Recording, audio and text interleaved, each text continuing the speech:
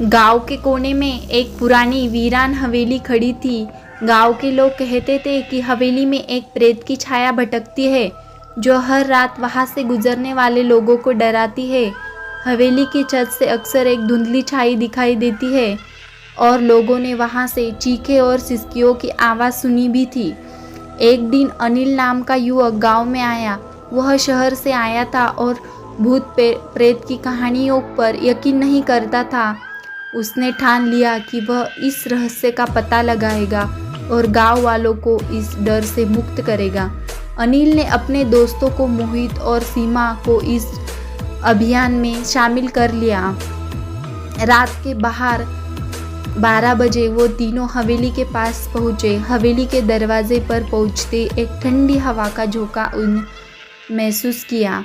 दरवाज़ा जोर से खुला, मानो किसी ने जोर से धक्का दिया हो। अंदर घुसते ही उन्हें लगा कि कोई उनकी निगरानी कर रहा है।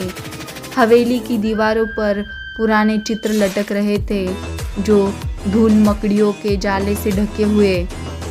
तीनों ने टॉर्च की रोशनी में हवेली का निरीक्षण शुरू किया।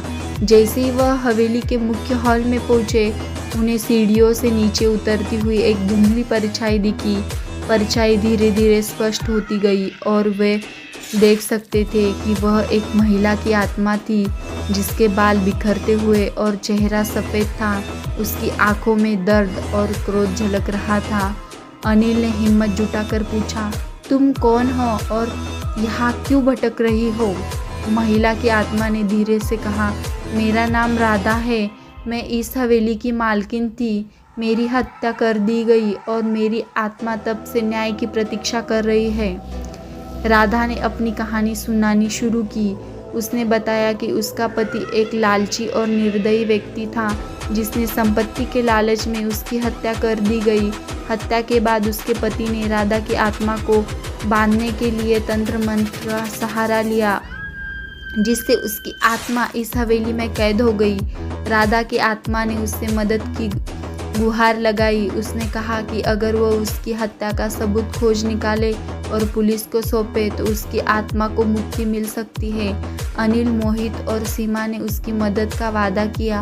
उन्होंने हवेली के हर कोने की तलाशी ली और आखिरकार एक पुराने अलमारी में छुपा हुआ राधा का डायरी मिली। डायरी में राधा ने अपनी ज़िंदगी के आखिरी पन्नों को लिखा था और अपने पति को क्रूरता का वर्णन किया था।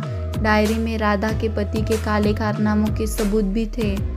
तीनों ने ये सबूत पुलिस को सौंप दिए। पुलिस ने जांच के बाद राधा के पति को गिरफ्तार कर लिया और उसके अपराध की सज़ा मिली। राधा की आत्मा को न्याय मिला और उनकी आत्मा हवेली से मुक्त हो गई। उस रात अनिल, मोहित और सीमा ने हवेली के बाहर खड़े होकर देखा कि राधा की आत्मा एक तेज रोशनी में परिवर्तित होकर आकाश में विलीन हो गई।